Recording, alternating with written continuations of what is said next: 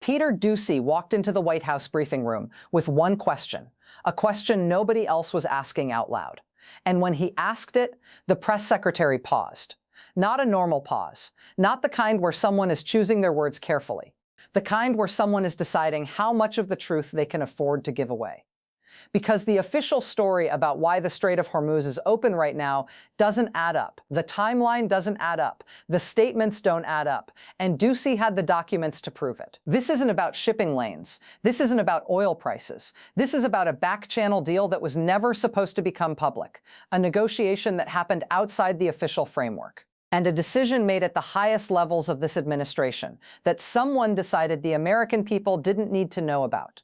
Until now, what Peter Doocy found, what he put on the record in that briefing room, is the thread that unravels the entire official narrative. And once you see what he found, once you understand what was actually exchanged to keep those waters open, you'll realize why this story is bigger than anything else happening in Washington right now. So what is the hidden reason? One document, one channel, one agreement that was never announced. Stay with me. Let's go back to 3 weeks ago. Because this moment didn't arrive from nowhere. The Strait of Hormuz had been under genuine pressure. Naval incidents, warning shots, tankers being shadowed by vessels that had no legitimate business being there. The kind of escalation pattern that energy markets and military analysts had been watching with quiet alarm for months. The official position from this White House was consistent. We are monitoring the situation. Freedom of navigation is a core American interest, and we will protect it. Standard language, the kind of language that means nothing and commits to nothing. And then something shifted, almost overnight. The incident stopped, the shadowing stopped, the escalation dial that had been quietly turning for months suddenly reversed. Ships moved freely, the lane stayed open, and the administration took credit for it. Strong diplomacy, they said. Firm messaging to the relevant parties. The deterrence worked. Move along. Peter Doocy didn't move along. Because here's what nobody in that briefing room had asked yet. If the deterrence worked, why did it take so long? The incidents had been building for months. The same firm language, the same strong diplomacy had been deployed repeatedly without producing this result. So what changed? What specifically happened in the days before the escalation stopped that didn't happen in all the months before it? That's the question Doocy walked in with. And that's the question that produced the pause. The press secretary's response was careful. Diplomatic engagement at multiple levels, she said. Coordination with regional partners, ongoing communication through established channels, every word chosen to be technically true while revealing absolutely nothing. The kind of answer that tells you exactly where the body is buried by the very precision with which it avoids pointing there. Doocy followed up immediately. Was there any direct communication with Iran in the 72 hours preceding the de-escalation? Another pause, longer this time. The room noticed it. The reporters around him noticed it.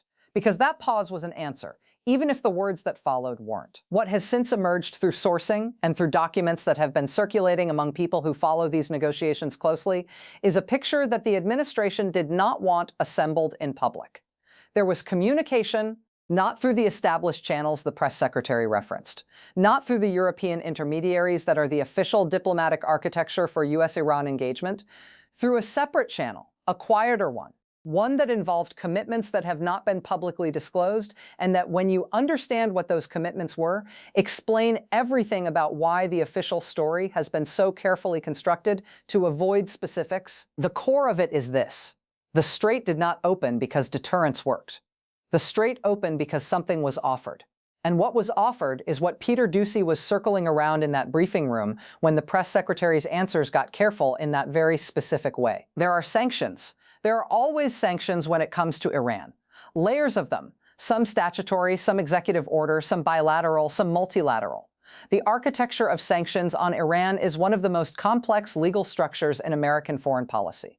And within that architecture, there is significant discretionary space.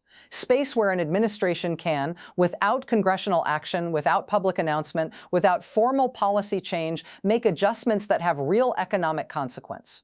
Waivers, enforcement priorities, implementation timelines, the kinds of levers that move money and goods without ever producing a headline that says what they actually are. The documents that have been reviewed by people familiar with this situation suggest that levers were moved, specific, targeted, economically meaningful levers, Not a grand bargain, not a new nuclear deal, something much smaller and much harder to see.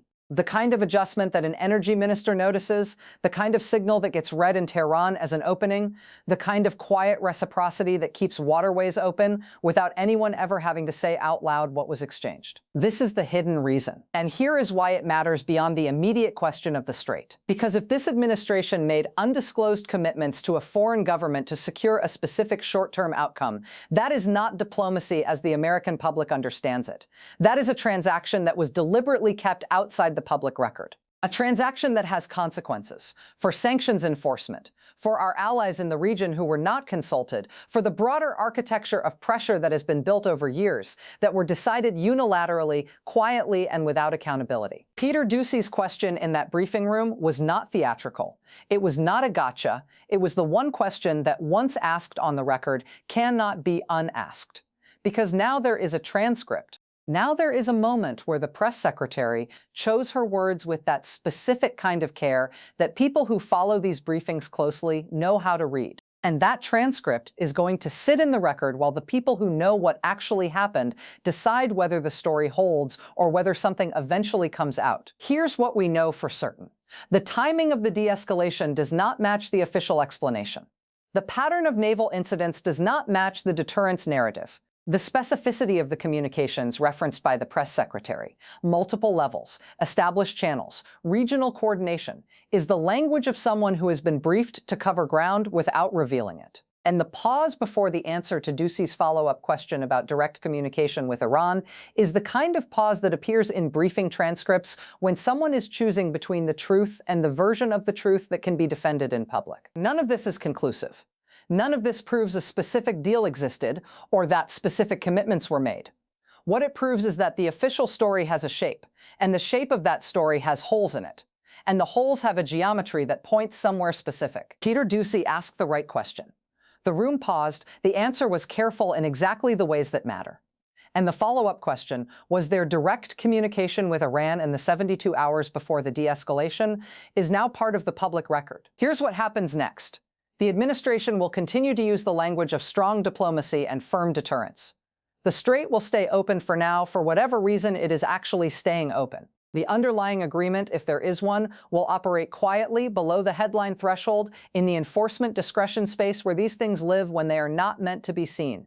And the people who know will watch to see whether the commitments made, if commitments were made, are honored. Because that is how these things work. You don't announce them, you observe them. And if they're not honored, something else happens. Something that produces another round of incidents, another period of escalation, another urgent moment where someone needs to make another quiet decision in another quiet channel. The cycle is the system. And the system depends on the American public not knowing what's in the cycle. That's what Peter Doocy was poking at. Not the specific transaction, not the specific document, not the specific lever that was moved. He was poking at the principle. At the question of whether the people elected to make these decisions are making them in the open or making them in the shadows and then standing at a podium and using the language of strength and deterrence to describe something that was actually a concession. That question does not have a comfortable answer. It never has.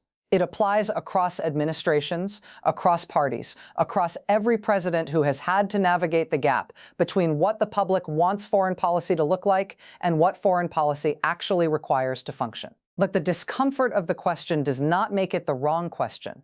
It makes it the necessary one. And right now, because Peter Doocy asked it on the record, because the press secretary paused in the way she paused, because the follow-up about direct Iran communication produced the answer it produced, there is a thread in the public record that wasn't there before. A thread that connects the official narrative about why the Strait is open to a set of facts that the official narrative cannot fully account for. A thread that reporters, analysts, and investigators will be pulling for the next several months. And when they pull it far enough to see what it connects to, the picture is going to be very different from the one the administration has been presenting. The Strait is open. That is the fact everyone is reporting. But why it's open, the real reason, the hidden reason, the reason that explains the timing and the de-escalation pattern and the careful language in the briefing room, that story hasn't been fully told yet. Peter Doocy just found the first loose thread. And the question everyone should be asking right now is not whether the Strait is open, it's what it costs to open it, and who agreed to pay. Because somewhere in a channel that wasn't supposed to be public, in a communication that happened in a 72-hour window that the press secretary declined to confirm or deny? The answer to that question exists. It's in a document, it's in an exchange. It's in the specific enforcement decision that someone with the authority to make it made quietly, without announcement, without accountability, and without the American public knowing that it happened. Watch the next 30 days. Watch what happens with sanctions enforcement. Watch what the Treasury numbers show about Iranian energy revenue. Watch whether the quiet adjustments that explain this de-escalation become visible in data that no administration can fully control. Because the hidden reason never stays hidden forever. It just stays hidden long enough for the news cycle to move on and for the accountability window to close. Peter Doocy just opened that window. The question is whether anyone walks through it before it shuts again. The strait is open. Now you know why that answer isn't simple. And why the real question was never about the water. It was always about what happened in the room where nobody was supposed to be watching. Stay close, because this story is just getting started.